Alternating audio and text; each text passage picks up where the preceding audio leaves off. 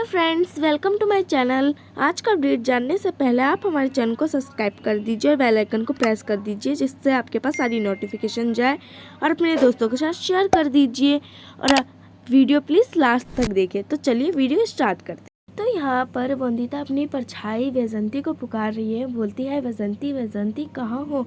परछाई आती है और बोलती है, क्या हुआ। वंदिता बोलती है, सॉरी वो मैं गलत थी और तुम सही। पर परछाई बोलती है, मैं तुम्हें पहले ही बोली थी कि वैष्णव बाबू तुम्हारे अलावा किसी और से शादी कर ही नहीं सकते हैं। बोली थी ना। ठीक है, हो गया, मैं जाती हूँ। वंदिता बोलती है, गलती हो गई, तुम समझदार हो, पर मेरे जैसे बुद्धू को कौन समझाए। गुस्से में थी ना, इसलिए सखा बाबू का आंखों का प्यार देख नहीं पाई, पर तुमने पढ़ लिया। परछाई बोलती है, पर तुम अब क्या करोगे। मंदिर में तो बोल नहीं पाई कि तुम ही वंदिता हो। आज वैसे भी कृष्णा नगर और तुलसीपुर के बीच तलवारबाजी है। उनकी दुश्मनी का सबसे बड़ा प्रतीक है, वो भी सबसे बड़ा। वंदिता बोलती है, बस अब कोई दुश्मनी नहीं होगी। वंदिता दूर करेगी कृष्णा नगर और तुलसी नगर की दुश्मनी को। आज उत्सव बनेगा दोस्ती और प्यार का, उत्सव बनेगा सौती। परछाई बोलती है, वंदिता अब तो तुम्हारे दोनों हाथ में रसगुल्ला है। मैं माने वैजंती सखा बाबू की दोस्त हूँ, तुम यानी वंदिता सखा बाबू का प्यार हो, तो हुई ना तुम्हारे दोनों हाथों में रसगुल्ला। बोलो ना।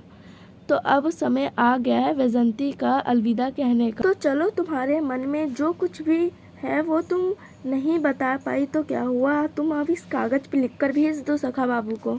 चलो चलो लिखो, जल्दी लिखो।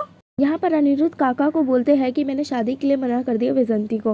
काका बोलते हैं कि वंदिता की वजह से तुमने मना कर दिया ना वैजंती को, हमने जो कहा था वो भूल गए। तो अनिरुद्ध का छोटा भाई बोलता है, काका भी ये बात करने का टाइम नहीं है, हमें अभी प्रतियोगिता के बारे में सोचना चाहिए, मैं भाई से बात करूँगा। तब काका वहाँ से चले जाते हैं। काका बोलते हैं कि जल्दी बात करो। तब फिर उसका छोटा भाई बोलता है कि मुझे पता है कि जब भी कोई वंदिता की बात करता है आपके दिल में क्या गुजरती है। सच तो यही है ना कि वंदिता आपका अतीत है, गुजरा हुआ कल है, वंदिता जिसका आज मतलब नहीं है। अनिरुद्ध बोलता है, मैं जानता हूँ, मैं नहीं चाहता कोई मेरे दर्द का भागीदार बने। पिछले 8 साल जख्मों पर दवा लगाते लगाते वैजंती का पूरा जीवन गुजर जाए, ये भी नहीं चाहता हूँ। छोटा भाई बोलता है, जब वंदिता आई थी तब आपने उससे बात क्यों नहीं की, क्यों उसकी शक्ल नहीं देखी, क्यों उससे दूर रहे आप। अनिरुद्ध बोलता है, क्योंकि अब चीज़ें बदल गई है, अब हम शायद कभी एक नहीं हो सकते। भाई बोलते हैं, ठीक है, अगर वंदिता वापस आएगी तब आप भागीदार बनोगे। तब अनिरुद्ध बोलता है, काश ऐसा हो जाए। फिर अनिरुद्ध वहाँ से चला जाता है। यहाँ पर वंदिता अनिरुद्ध के लिए चिट्ठी लिखती है कि वैष्णव बाबू, आप जिस वैजंती में वंदिता की झलक देख रहे हैं वो और कोई नहीं, आपकी वंदिता ही है। मंदिर में ये बात बताना चाहती थी पर बता नहीं पाई। हाँ, हम दोनों के पास अवसर है दुश्मनी को दोस्ती में बदलने को। हाँ वैष्णव बाबू, आज हम सबको दिखा देंगे कि सालों की दुश्मनी से ऊपर है हमारी दोस्ती। जानती हूँ रॉय चौधरी और दास परिवार दोनों ने बहुत कुछ खोया है इस 8 साल में, पर अब आप और मैं मिलकर एक नई कहानी लिखेंगे और इस कहानी में कोई अपनों को नहीं खोएगा, सब प्यार से रहेंगे। आप और मैं दुश्मनी की दीवार से को गिराकर प्यार के घर की नींव रखेंगे और मैं चाहती हूँ कि आप अपनी वंदिता से मिलने आ जाए। फिर हम दोनों मिलकर दुश्मनी के निपटाने का और दोस्ती को बढ़ाने का प्रस्ताव रखेंगे। सबके सामने आपकी वंदिता। अनिरुद्ध अपने बाबा के रूम में जाता है। तब काका आते हैं और बोलते हैं, अनिरुद्ध चल, समय हो गया है।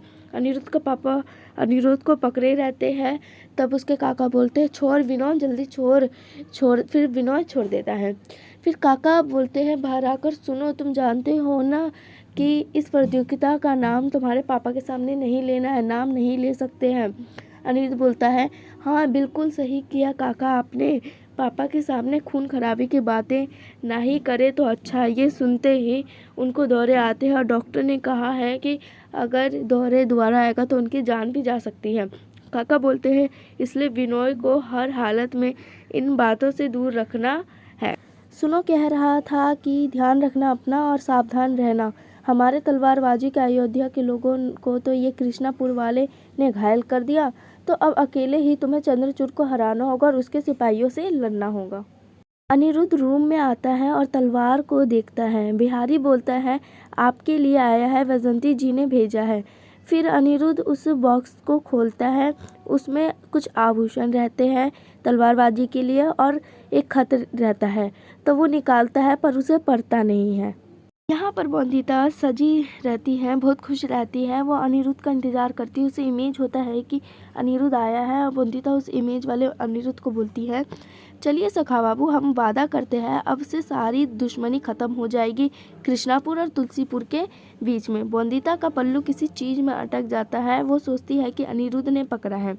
देखती है तब पल्लू वो किसी और चीज़ में अटका होता है। वहाँ पर चंद्रचूड़ आ जाता है और अपने आप से मन में ही बोलता है कि देख लो जितने सपने देखने हैं बोंदिता, क्योंकि हकीकत तो यही है कि तुम्हारा बैरिस्टर बाबू का इंतज़ार ही रहेगा, क्योंकि वो मिलने यहाँ तो आने वाला नहीं है। बोंदिता सोचती है कि अभी तक सखा बाबू नहीं आए, लेटर तो मिला होगा ना, फिर वो आए क्यों नहीं। चंद्रचूड़ बोलता है, ज़रूर मिली होगी बोंदिता चिट्ठी, लेकिन तुम्हारी नहीं, मेरी लिखी हुई। मैंने चिट्ठी तुम्हारी बदल दी थी, मैंने चिट्ठी तो बदल दी, पर तुम्हारे सामान में थोड़ा सा गंधक ज़रूर मिला दिया था मैंने। अब जब गंधक अनिरुद्ध को छुएगा तब उसे आँखों में जले जाएगा, धीरे धीरे उसका पूरा शरीर जलने लगेगा, वह तलवार भी उठा नहीं पाएगा। इस बार हार जाएगा अनिरुद्ध, तुम्हें भी, और जीत मेरी होगी। मैं जीत जाऊंगा बोंदिता को भी, दुर्गा माँ का पूजा का अधिकार भी, और तुम्हें भी। बोंदिता सोचती है, सखा बाबू नहीं आए अभी तक, लगता है अब मुझे ही मिलने जाना पड़ेगा सखा बाबू से, वो भी तलवारबाजी से पहले। यहाँ पर अनिरुद्ध काका का पैर छू रहा है। काका बोलते हैं, दुर्गा माँ हर बार की तरह इस बार भी पूजा के अधिकार सिर्फ तुम्हें ही दिलवाएंगे। वैसे तो तुम अपनी मर्जी के मालिक हो, हमें बताओगे कि ये तुमने वैजंती के भेजे हुए चीज़ किस रिश्ते से पहना हो। तो अनिरुद्ध बोलता है, दोस्ती की वजह से काका, दोस्ती की वजह से मैंने ये पहना है। छोटा भाई आता है और बोलता है कि चलो सब गाड़ी आ गई है, और हाँ संपूर्णा माँ बोली है कि वो नहीं आएगी, वो पापा के साथ रहेंगी। काका बोलते हैं, पर क्यों, है ना सब घर पर देखने के लिए। भाई बोलता है छोटा वाला, हाँ पर बच्चों का ख्याल रखने के लिए भी कोई चाहिए ना काका, और उनका मन है कि मान ही नहीं रहा कि अकेला छोड़ना चाहिए पापा को, चलो आओ। अनिरुद्ध और चंद्रचूड़ तलवारबाजी के लिए आते हैं। चंद्रचूड़ सोचता है कि आंखें जलने लगी अनिरुद्ध की आंखें गंधक की वजह से। फिर तलवारबाजी शुरू होती है। चंद्रचूड़ अपने सिपाहियों को बैरिस्टर बाबू के घर भेजते हैं। उसका सिपाही अनिरुद्ध के पापा के कमरे में जाता है और संपूर्णा माँ का बोलता है, नीचे जाइए, वो बच्चे आपस में लड़ रहे हैं।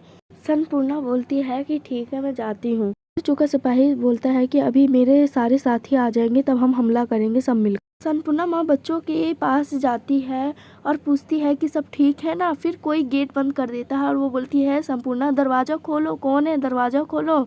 फिर बोंदिता अनिरुद्ध के पास जा रही थी, उसकी चप्पल टूट जाती है तो वो नंगे पैर जाती है। हवेली में जब सिपाहियों से पूछती है बैरिस्टर बाबू कहाँ है, तो सिपाही बोलते हैं कि वो तो चले गए।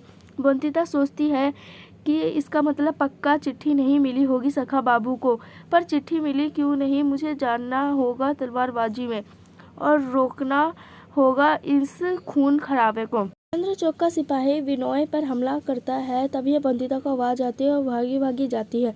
विनोय मुझे बोलता है, मुझे छोड़ दो, मुझे मार देगा ये। विनोय भाग जाता है और चंद्रचूड़ का सिपाही बाहर भागता है मारने के लिए।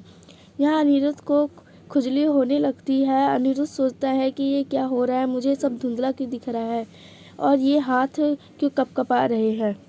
सो फ्रेंड्स, ये था हमारा आज का अपडेट। अगर आप सबको वीडियो अच्छी लगी हो तो हमारे चैनल को सब्सक्राइब कर दीजिए और अपने दोस्तों के साथ शेयर कर दीजिए और एक लाइक कर दीजिए। So thank you.